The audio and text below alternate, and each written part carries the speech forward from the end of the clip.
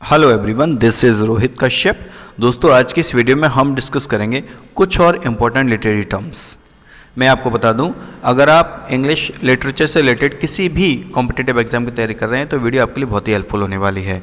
जैसे मान लीजिए UP, TGT, PGT English, UGC, NTA, net English, तो इस तरह के बहुत सारे एग्जाम्स होते हैं। अगर आप कैसे भी एग्जाम की तैयारी कर रहे हैं जिसमें आपका सब्जेक्ट इंग्लिश लिटरेचर है तो ये वीडियो आपके लिए 100% हेल्पफुल होने वाली है।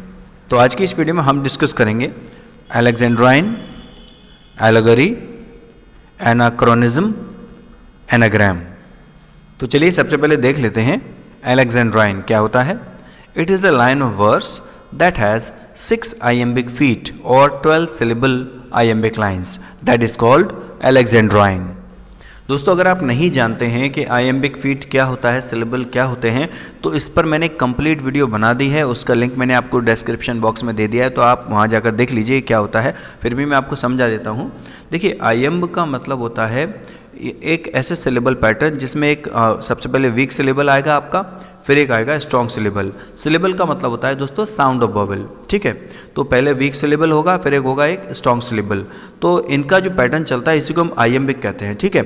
और यहाँ पर लिखा हुआ है 6 iambic feet, तो कम से कम 2 सिलेबल मिलकर दोस्तों 1 फुट बनाते हैं, ठीक है। तो इसी तरह से जो पैटर्न चलता जाएगा तो उसमें हमारे जहाँ आपके 6 फीट हो जाएंगे और वीक और स्ट्रॉन्ग सिलेबल का पैटर्न चल रहा होगा तो वही हमारा होता है आयम्बिक, ठीक है। तो इसको हम कहते हैं अलेक्जेंड्राइन, ठीक है। तो वीक और स्ट्रॉन्ग सिलेबल का जो पैटर्न है, अगर मान लीजिए एक लाइन कभी कभी क्या होता है एक वर्ड से भी ख़त्म हो जाती है, तो अगर एक ही उसमें फुट है तो कहेंगे हम आयम्बिक मोनोमीटर। अगर पैटर्न यही चल रहा है वीक सिलेबल और स्ट्रॉन्ग सिलेबल का और 2 फीट आ जाते हैं अगर किसी लाइन में, तो वो हमारा हो जाएगा आयम्बिक डायमीटर। ऐसे 3 फीट हो जाएंगे तो आयम्बिक ट्रायमीटर, 4 फीट हो जाएंगे तो होगा आयम्बिक टेट्रामीटर, 5 फीट हो जाएंगे तो हो जाएगा आयम्बिक पेंटामीटर, ठीक है। इसी तरह से पैटर्न चलता रहता है। ये आप फुट को और आयम्ब को समझने के लिए मैं आपसे रिक्वेस्ट करूंगा, मेरी वीडियो आप जरूर देखें जो मैंने आपको डिस्क्रिप्शन बॉक्स में दे दी है, ठीक है। तो ये तो होगी हमारी अलेक्जेंड्राइन, ठीक है दोस्तों, जिसमें हमारे 6 iambic फीट होते हैं एक लाइन में, वही हमारी लाइन को हम कहते हैं अलेक्जेंड्राइन, ठीक है। नेक्स्ट देखते हैं एलेगरी।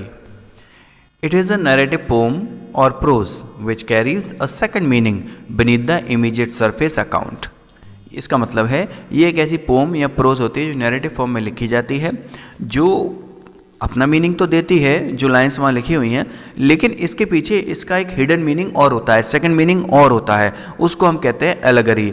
जो आपका सरफेस पे जो स्टोरी चल रही होगी, जो मीनिंग दे रही होगी वो तो होता ही है, लेकिन एक हिडन मीनिंग और होता है, मतलब उसका एक दूसरा मतलब और निकलता है, उसको हम कहते हैं एलेगरी। इसका एग्जाम्पल मैं आपको दे देता हूँ, जॉन बनियन का द पिलग्रिम प्रोग्रेस और एडमंड स्पेंसर का द फेरी क्वीन, ये इनके बहुत ही फेमस एग्जाम्पल है एलेगरी के।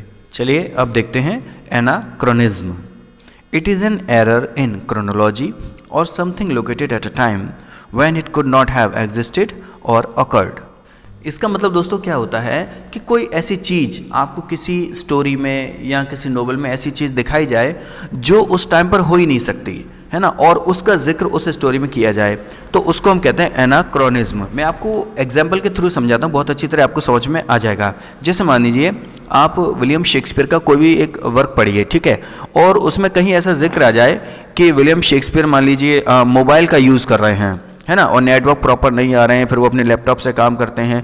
तो एक बात बताइए, विलियम शेक्सपियर के ज़माने में ना मोबाइल थे, ना ही कोई ऐसा आपका 4G नेटवर्क था, ना ही लैपटॉप थे, ठीक है। तो इस तरह के अगर कोई भी इवेंट, कोई किसी भी चीज़ का किसी स्टोरी में, प्ले में, नॉवल में डिस्कस किया जाता है तो आप समझ जाइए कि ये उस टाइम पर हो ही नहीं सकती। तो यहाँ पर जो हमारा लिटरेरी टर्म यूज़ हुआ है वो है एनाक्रोनिज्म, ठीक है।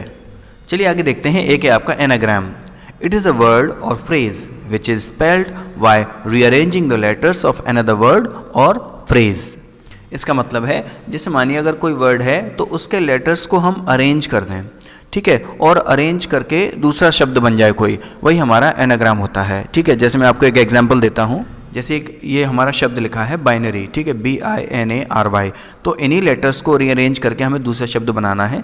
अब जैसे इसका हो जाएगा ब्रेनी, BRAINY, ठीक है। तो यही हमारा एनाग्राम है। एक एग्जांपल और ले लीजिए, जैसे डॉग, DOG, ठीक है। अब इन्हीं लेटर्स को रीअरेंज करके दूसरा शब्द बन जाएगा आपका गॉड, GOD। देखिए इसमें ऐसा नहीं है कि आप रीअरेंज करके कोई भी ऐसा वैसा शब्द बना दें जिसका कोई मीनिंग ही नहीं है, ठीक है, तो गलत हो जाएगा। दोनों ही शब्द का अपना अपना मीनिंग होना चाहिए, ठीक है। बस रीअरेंज करना है, आपको नया शब्द बना देना है, या आपको बना मिल जाए तो समझ जाइए ये जो लिटरेरी टर्म है ये आपका एनाग्राम। तो दोस्तों उम्मीद करता हूँ आपको ये लिटरेरी टर्म्स समझ में आ गए होंगे। तो आगे की वीडियो में और भी कुछ इंपॉर्टेंट लिटरेरी टर्म्स के साथ आएंगे, ठीक है। तो आज की वीडियो में बस इतना ही, चलिए मिलते हैं अगली वीडियो में। Thank you.